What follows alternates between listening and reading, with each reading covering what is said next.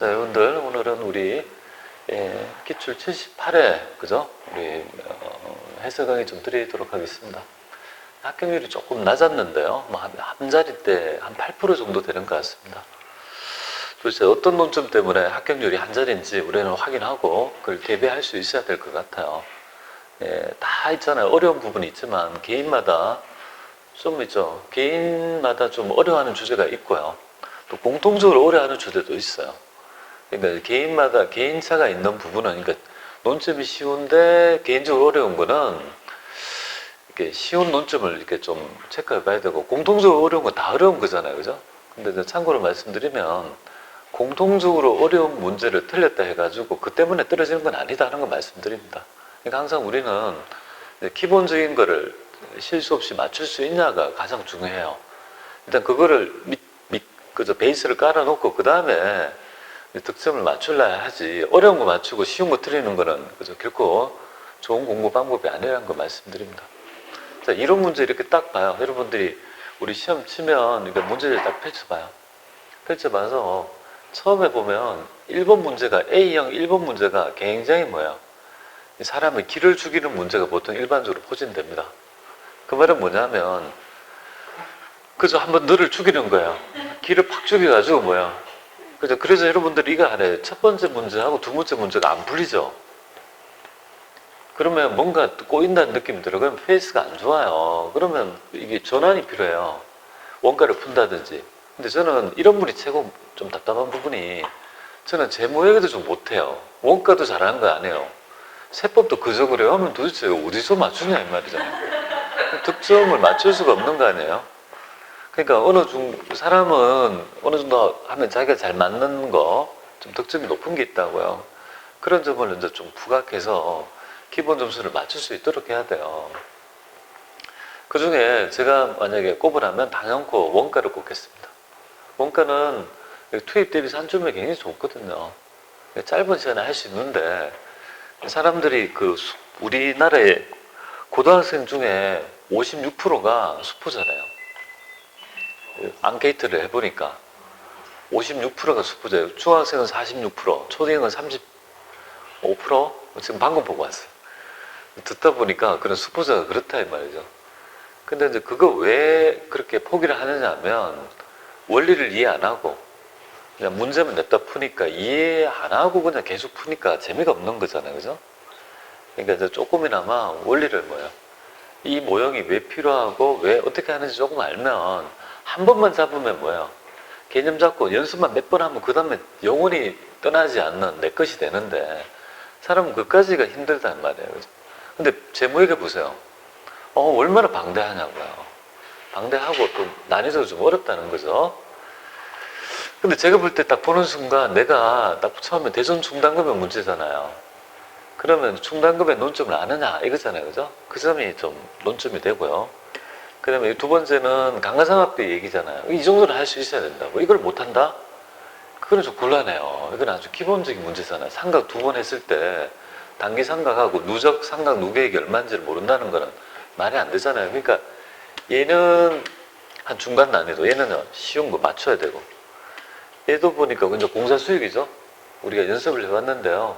연습 안다라면 어렵지 않게 할 수 있는 문제가 됩니다. 공사 수익 맞춰주고, 그 다음에 오류 수정이잖아요. 뭐 얘기하고 있습니다. 근데 오류 수정이 회계 변경 오류 수정인데, 오류 수정을 낸 건 아니고요. 계산 문제를 낸 건 아니고 그냥 일반적인 그냥 이론적 개념을 물어본 거죠. 그럼 쉬워요. 오류 수정할 때 재고 자산 들어가고 한 거 있잖아요. 그 우리가 연습했던 거, 그런 게 들어가면 어렵지. 이렇게 이론하면 맞출 수 있다 그렇게 보면 돼요. 그러면 이제 그 다음에 자본이 하나 나와야 되지, 그죠? 그 5개란 말이에요. 그럼 어느 정도, 어떤 건 이제 내가 자본에 대한 개념이 이게 틀릴 거라고요. 그 다음에 틀려달라는 거는 이걸 연습 안 하고 있으면 틀리라 할 말이잖아요, 그죠? 첫 번째 이런 정도야. 그럼 되고, 그 다음에 원가는 또 5개로 나눠서 이렇게 말씀드릴게요. 일단은 5개 정도를 봤을 때 제가 볼 때는 그렇게 어렵다기보다는, 우리의 목표는 5개를 다 맞추면 좋지만 4개입니다. 4개. 만약에 3개밖에 못 맞춘다면 어떻게 돼야 돼요? 내가 원가에 잘하든지, 그래서 합해가지고 4개를 맞추든지, 그 정도의 균형감은 있어야 됩니다. 그냥. 자, 그러면 첫 번째부터 한번 어떤 논점이 있는지 한번 살펴보겠습니다.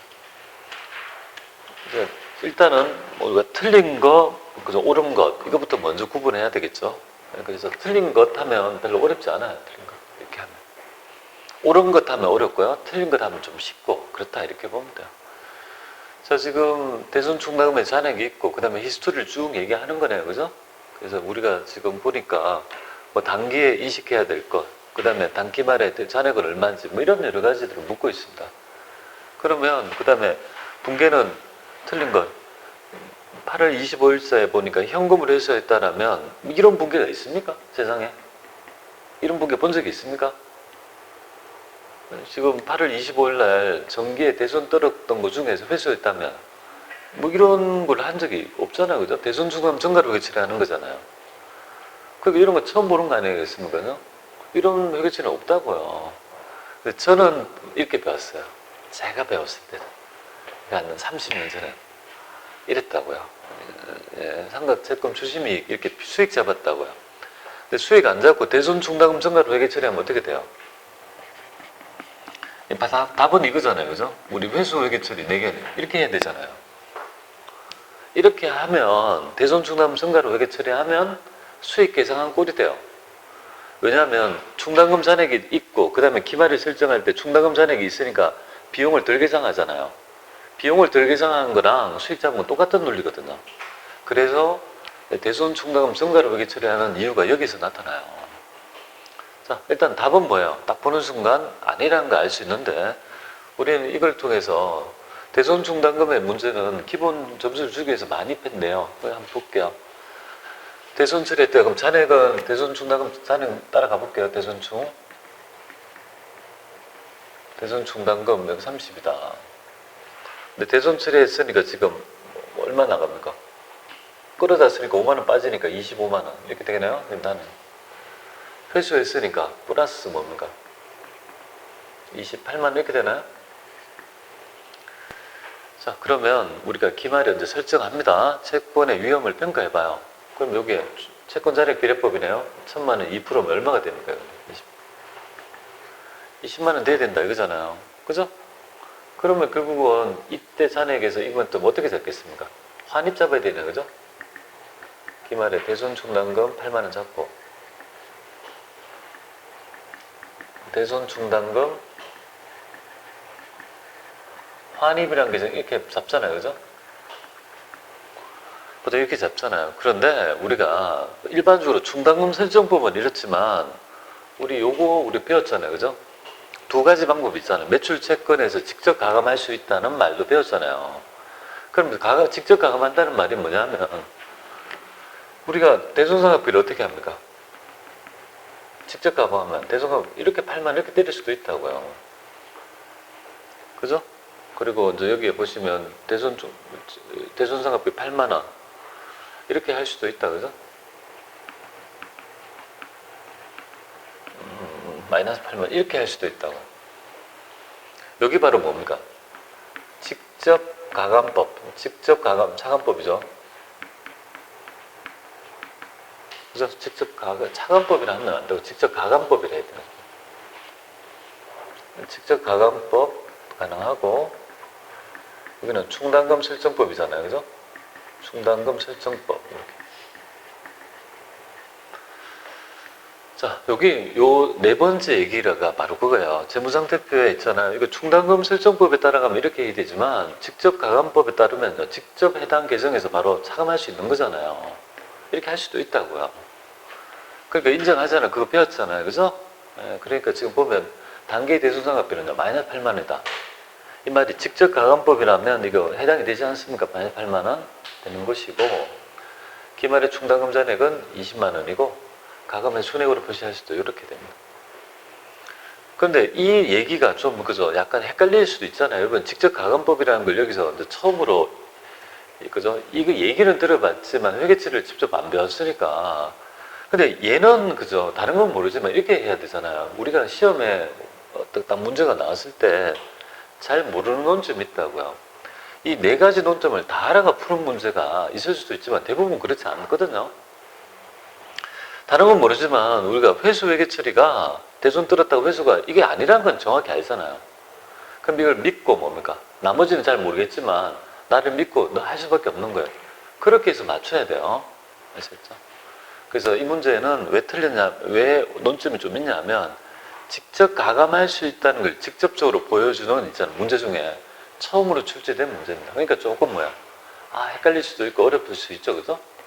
그래서 정답은 3번이 아시겠죠? 이거 가지고 보시면 될 것 같아요.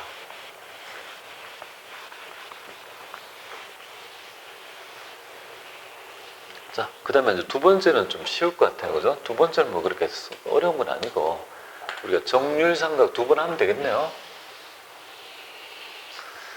그러면 얘는 20%니까 X1년도, X2년도 보겠습니다. 2년도에, 그죠? 지금 현재 100만 원이네요. 그러면 정률법은 20%가 됩니다. 그럼 20만 원이 될 것이고, 그럼 미상각 잔액은 80만 원 이렇게 되겠네요. 또 80만 원 가잖아요. 그죠? 20% 이렇게 되면 16만 원 이렇게 되겠습니다. 그럼 16만 원을 빼면 요 금액은 80을 빼면 뭐 64만 원 이렇게 되나요? 되겠죠? 그러면 누계액은 얼마예요? 감가상각 누계액은 36만이고 단기 계상액은요 16만 이렇게 되겠죠. 그죠? 1번이 되겠습니다. 뭐 이건 어려운 건 아니다. 그죠? 그러니까 이걸 못 맞추면 회계 1급 문제예요. 이거 맞춰주고. 자, 그 다음에 보겠습니다. 세 번째 한번 볼게요. 이 세 번째는 아주 전형적인 문제입니다. 보통 장기 건설공사의 수익 이식 시기는 진행 기준이잖아요. 그러니까 진행 정도에서 하나, 둘, 3차 연도의 진행 정도에 따라 수익 잡는 건데요. 근데 첫 번째 건 너무 쉽잖아요. 그러니까 항상 물어보는 게 뭐냐면 두 번째 거에 있잖아요. 공사 수익은 얼마냐, 혹은 공사 이익은 얼마냐, 뭐 이런 걸 물어보는 게 일반적인 패턴이다. 이렇게 보면 돼요. 또 여러 가지 문제가 있겠죠. 뭐 추론하는 문제도 있잖아요. 그죠? 우리가 본 문제에서 봤을 때 X를 뭐 다른 데 넣고, 그죠? 뭐 예정원가는 얼마냐, 이런 식으로 물어볼 때도 있었어요. 근데 일단 항상 기본 모형으로 돌아가셔야 될 것 같아요. 자, 그러면 우리가 이제 수익을 잡을 때 공사 수익이니까 뭐 그렇게 어렵지 않네요. 공사 원가는 조금 더 어렵지만 공사 수익은 별로 어렵지 않는 이유가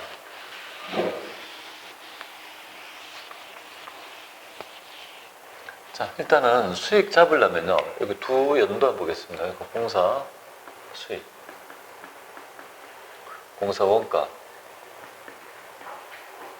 공사 이익까지 저는 잡아보도록 하겠습니다.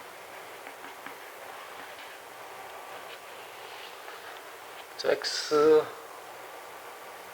2017년도 하고 2018년도까지 두 연도 보겠습니다.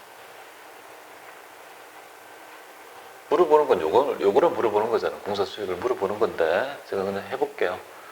나머지 두 2차 연도 같이 해보겠습니다. 일단 여러분들이 수익은 어떻게 잡죠? 수익을 잡는 원칙은 진행 기준이잖아요. 그러면 수익을 잡으려면 누적 진행률을 모르면 못하는 거 아니겠습니까? 그러니까 가장 먼저 해야 될 부분이 바로 뭐냐면 수익을 잡기 위해서는요. 누적 진행률을 잡을 수, 누적적인 거, 누적 진행률을 잡을 수 있어야 된다. 그러면 이때 보겠습니다. 단기에 발생한 원가는 이만큼인데 앞으로 들어갈 원가는 그죠? 예, 우리 6,400이니까 토탈 합하면 얼마가 돼요?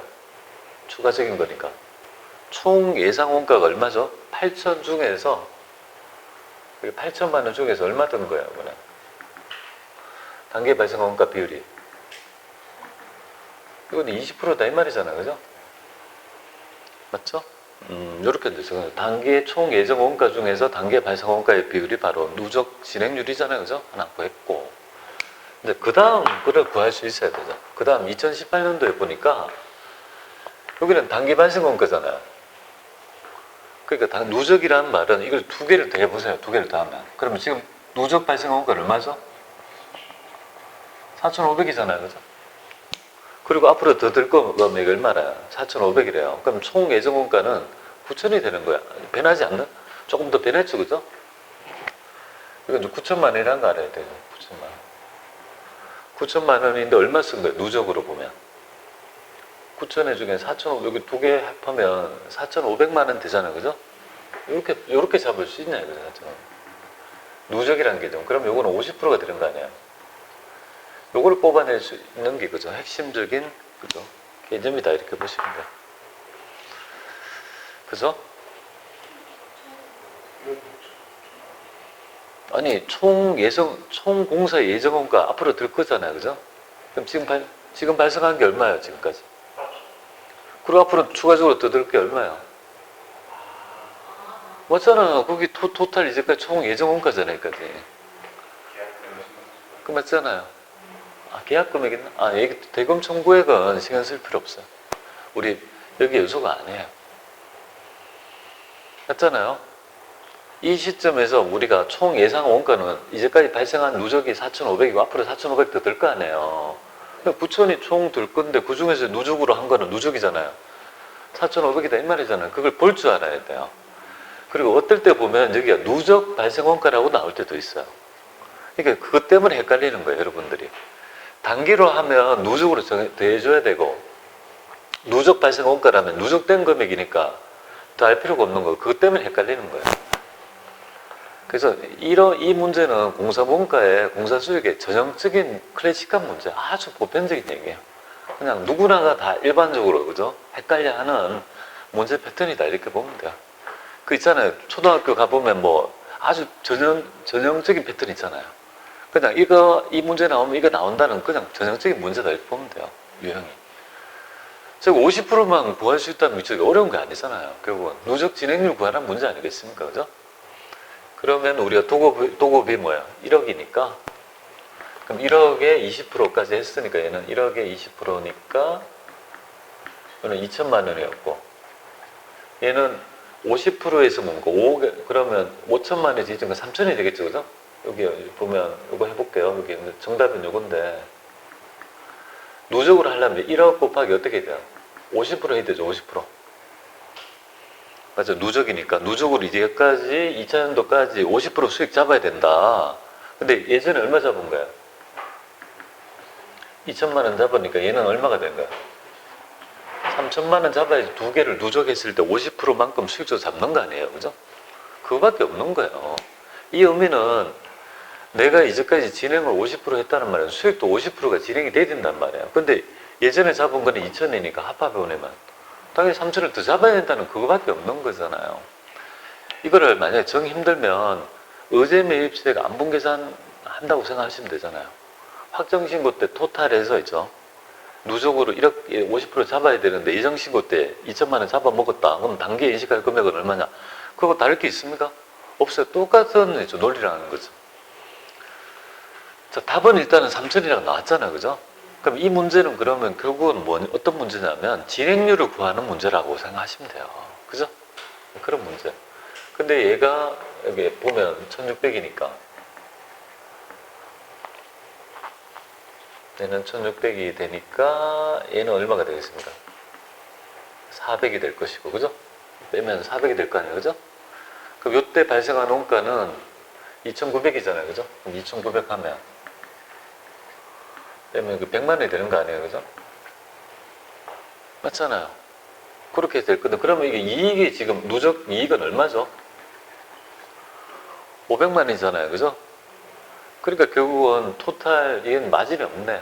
1억 했는데 지금 공사 9천만 원 들었으니까 100만 원, 1000만 원밖에 마진이 없잖아요. 그러니까 지금 50%까지 지금 왔으니까 이익도 얼마가 돼요? 반, 500이 돼야 되는 거 아니에요? 항상 그런 논리잖아요. 그러니까 이걸 가르쳐 드리는 이유가 얘만 내는 게 아니라 얘를 낼 때도 있잖아요. 그러니까 이것까지 해서 뭐가 나올지 모르니까 대비하시면 될 것 같아요. 아시겠죠? 이렇게 하면 돼요.